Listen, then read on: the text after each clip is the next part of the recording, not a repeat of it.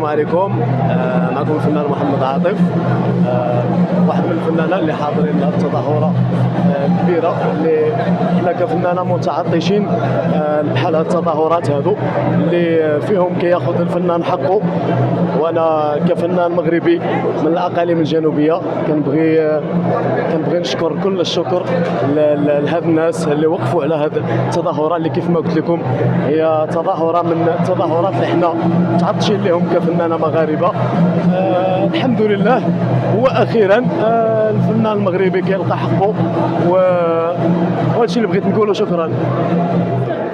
اولا فرحانه بزاف بهاد الدعوه الكريمه وبتواجدي في هذا العرس وهذا الحفل الكبير اللي منظمه السي ايوب الترابي. بغيت نشكروا على هاد المبادره الطيبه، بغيت نشكر كذلك جميع المنظمين، وتنظن بان هذه فرصه لهاد الشباب باش يبرهنوا ويبريزونطيو المواهب ديالهم. عبدون ممثله.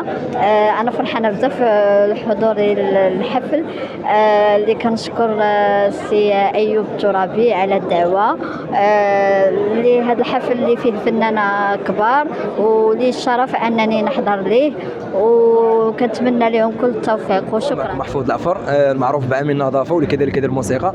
اليوم كنت واجد في المهرجان وجد سعيد انني غادي نطلع مع بزاف ديال النجوم وفنانه وكذلك رياضي. ملقبه بباج الحكومه. انا فرحانه بزاف بتواجدي في هذا الحفل القيم هادشي اللي كاين. كيف جاك الحفل ديالي؟ مازال ما شفت والو. كما كنشاهدوا استضافه معنا أميمة سلامي، مطربه كذلك بطله سلسله قدور عويشه. كنستضافوا اليوم في هذا المهرجان ديال جائزه المع الفنانين. ياك السلام عليكم. اولا تحياتي للحضور الكريم وكاع الجمهور اللي عزيز عليه عويشه مرات قدوره خويتي. انا سعيده جدا بحضور. هي مباشره معنا، مباشره كنستضافوها بالصوت والصوره. اول مره دابا كاين اللي ما كيعرفش، ولكن هي السيده هي اللي والله انا سعيده جدا اليوم بحضوري لهذه التظاهره الكبيره اللي جمعت جميع الفنانين المغاربه تقريبا، يعني على صعيد المملكه المغربيه. وعليكم السلام. معنا ربي يخليك.